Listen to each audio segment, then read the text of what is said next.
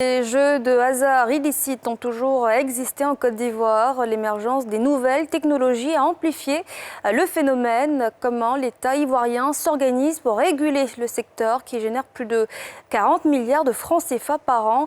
C'est le dossier du jour et il est proposé par Nadja Edjar, Mathurin Badé et Eric Kokimo.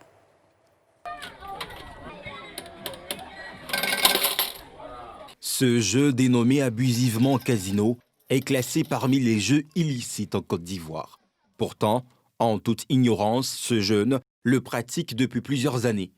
Il y recherche de petits plaisirs quotidiens, mais aussi un moyen de faire du gain. Je vais me divertir un peu. Il se dit que si tout le monde est là, il va augmenter mon annonce. Au moins 500, il va au moins 2000, 3000. Ces machines à sous, comme bien de jeux de hasard illicites, ont gagné du terrain en Côte d'Ivoire au cours de ces dernières années, favorisés par l'émergence des nouvelles technologies. Parmi ces jeux illégaux, on peut distinguer les sites internet hébergés à l'étranger et qui proposent en Côte d'Ivoire des paris sportifs. Les machines à sous, installées clandestinement par des opérateurs chinois en violation des lois. Et le jeu communément appelé loto ghanéen.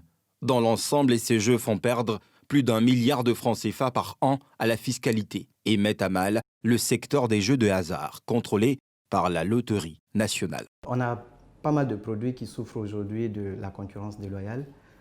Par exemple, au niveau du loto, il y a une étude en 2018 qui fait état de 5000 points de vente loto, avec un chiffre d'affaires évalué à près de 36 milliards l'an. Malgré plusieurs actions de répression, la lutte contre les jeux illicites est rude, en raison de la caducité des anciens textes sur la Loterie nationale. Le gouvernement a donc adopté en juin dernier une nouvelle loi portant régime juridique des jeux de hasard en Côte d'Ivoire. Elle contient des mesures de prévention des activités frauduleuses.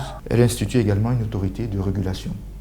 Elle prévoit un dispositif de sanctions plus sévère que celle prévue dans l'ancienne loi. Et puis, elle prévoit des dispositions de protection des mineurs. De son côté, la Loterie nationale a intensifié son action marketing et commerciale en diversifiant son offre et tissant des partenariats avec le Ghana pour le jeu dénommé Loto ghanéen. Sur les 4 tirages de la journée, nous avons 3 tirages qui sont organisés par la Loterie nationale de Côte d'Ivoire.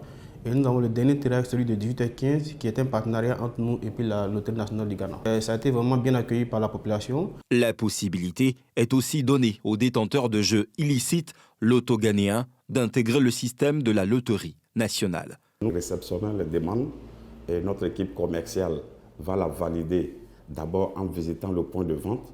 Parce que ce n'est pas seulement l'autorisation qu'on distribue, mais il faut qu'on conseille la personne qui veut exercer l'activité. Charles Awa, ancien promoteur de jeux illicites, s'est rangé depuis maintenant 2 ans. Ce jour-là, dans l'agence de billetterie, il vient retirer sa commission et se réjouit de ce nouveau partenariat.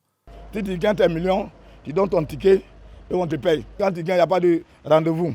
Mais en l'autre gagnant, il y a rendez-vous. On ne s'en sort pas. Des fois, on te frappe, des fois, on te blesse. Pourtant, si Charles a pu s'installer, les choses ne sont pas toujours si simples pour d'autres. Arrivé au jeu de hasard illicite, pour des raisons économiques, ce jeune a tenté en vain, depuis, d'acquérir un dispositif légal. 9 mois que j'ai attendu la machine, mais je n'ai pas vu. Il y a le formulaire à remplir, tu fais, tu t'en déposer. Après, si c'est vrai, on te fait signe. Mais on a fait tout ça là, on n'a pas gagné. Donc, on est obligé de chercher autre truc à faire. Un long temps d'attente dû à la forte demande enregistrée. Le directeur général de la LONASI, lui, rassure sur son ambition de faire le bonheur des joueurs, mais aussi d'œuvrer pour l'intérêt du pays. Nous distribuons de plus en plus des gains très importants aux joueurs et nous réalisons des œuvres sociales. Aujourd'hui, ce qui est très important pour nous, c'est la digitalisation. La digitalisation de tous les produits pour permettre aux joueurs, assis dans son bureau, à la maison, de prendre son téléphone, voilà, satisfaire son envie de jouer. Entre 2015 et 2018, la LONASI a distribué 300 milliards de francs CFA aux joueurs. Sa contribution au budget de l'État, sur la même période, s'élève à 20 milliards de francs CFA.